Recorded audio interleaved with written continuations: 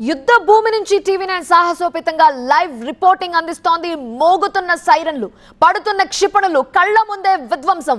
వీటన్నిటి మధ్య ప్రజలక్కడ బిక్కుబిక్కుమంటూ ఉంటున్నారు. ఇజ్రాయెల్ పై క్షిపణులతో దాడికి దిగింది ఇరాన్. టెల్ అవీవ్ సహా పలు ప్రాంతాల్లో వార్ సైరన్లు మోగాయి.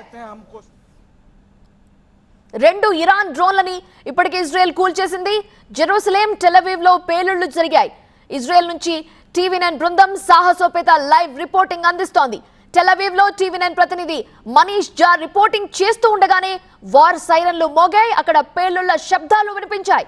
ఈ భయానక పరిస్థితుల్లో ఇజ్రాయెల్ పౌరులు పరుగులు తీస్తున్న దృశ్యాలు కనిపించాయి.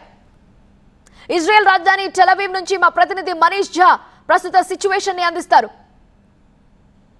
10 मिनट का करीब वक्त रहा होगा जब सबसे पहले होम फ्रंट कमांड की तरफ से मेरे मोबाइल पर अलर्ट आया और इसी तरह यहाँ पर मौजूद तमाम इजरायली लोगों के मोबाइल पर ये अलर्ट आया और उन्हें अलर्ट ये आया कि ईरान से मिसाइल दागे गए हैं, वो डिटेक्ट किया गया है और उसके बाद 5 मिनट के अंदर सायरन बजने शुरू हो गए.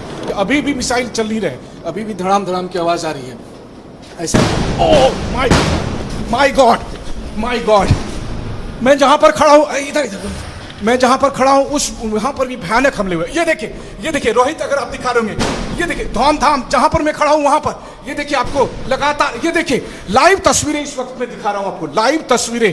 तेल अवीव में जो सबसे महत्वपूर्ण जगह है वहां पर देखिए लाइव तस्वीरें इस वक्त आप देखिए कि आपको, ये देखिए फिर आप शीशे को हिलते हुए देख रहे हैं. इस वक्त तस्वीरें ये हैं कि मैं जहां पर खड़ा हूं ठीक इसी जगह पर मिसाइल से हमले हुए हैं और यहाँ पर अब मैं अंदर बेसमेंट में आ गया हूँ. लेकिन आप सोचिए जहाँ टीवी9 की टीम खड़ी थी बंकर में मौजूद है और यहाँ जहाँ हम खड़े हैं वहाँ पर जाकर मिसाइल के हमले हुए.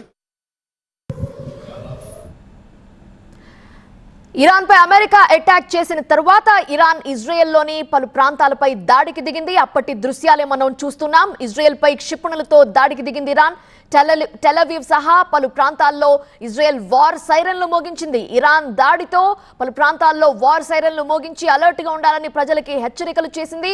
అంతేకాదు వాళ్ళ మొబైల్స్ కి అలర్ట్ మెసేజ్లు కూడా పంపించింది. ఈ నేపథ్యంలోనే మా ప్రతినిధి మనీష్ జా కూడా మొబైల్లో ఒక నోటిఫికేషన్ వచ్చింది. సురక్షిత ప్రాంతానికి వెళ్లిపోవాలని చెప్పి ఆయన లైవ్ రిపోర్టింగ్ చేస్తూ ఉండగానే అక్కడ పేలుళ్ల శబ్దాలు వినిపించిన దృశ్యాలు ఇప్పటి వరకు మీరు చూశారు.